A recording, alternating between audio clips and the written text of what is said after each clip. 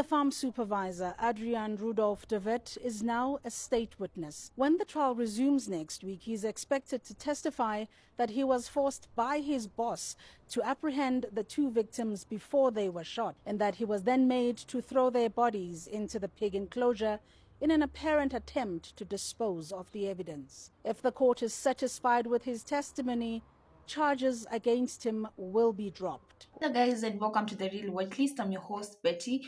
Please consider subscribing if you haven't, and if you have, a very big thank you to you. So today's story is absolutely chilling. It's about a South African farm murder trial where a worker says he was actually forced to feed human bodies to pigs. Let's break it down. According to BBC, in August 2024, two women, Maria Makato, 45, Lucia Ndlovu, 34, went onto a farm near Polokwane in Limpopo, reportedly searching for expired dairy items left out as animal feed. They were allegedly shot dead by a white farm owner, Zachariah Jones Olivier.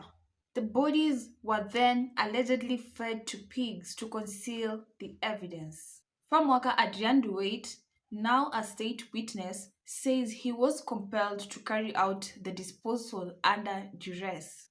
Honestly, this is one of the most disturbing cases. The idea of using animals to dispose of human remains, it's dehumanizing, and it lays bare how far people can go in trying to actually escape justice. And the racial and socio-economical undertones in South Africa, where many black farm workers face systematic inequalities, and you can see why this case has inflamed national outrage, guys. Guys, before we continue, let's just pause and actually take a look at what people actually had to say.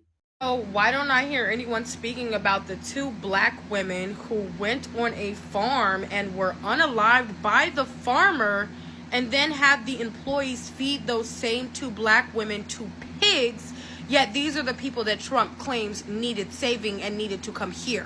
A white Afrikaner farmer decided that he was going to murder in cold blood by shooting two black women and then chopping them up and fed them to pigs. They were not asked to enter a plea, and the men were arrested after police investigation led to the discovery of the decomposed bodies of the women in a pigsty on a farm in Sayabeg outside where this farm was. The investigation began when a 45-year-old South African woman went missing after visiting the farm on the 17th of August in 2024, accompanied by a 35-year-old foreign national woman. Both women sustained gunshot wounds and they never escaped. They were essentially fed to these animals. These are the same Afrikaners that Trump brought here because they were facing a you-know-what aside in Africa. But it's pretty clear they're the one doing the unaliving. I'm interested as into why the far right isn't talking about this. Two black South African women, Maria Makato and Lucia Ndlovu, were shot and killed on a pig farm in Limpopo. Their bodies were fed to pigs. They weren't breaking in. They weren't stealing. They were collecting leftover food, something locals had done for years. This time, the white farm owner, his 19-year-old supervisor, and another man allegedly opened fire. This case is currently going through court, so I'm going to use the word allegedly. Lucia's husband was there too. He was shot, but he ran, he survived, and he reported it.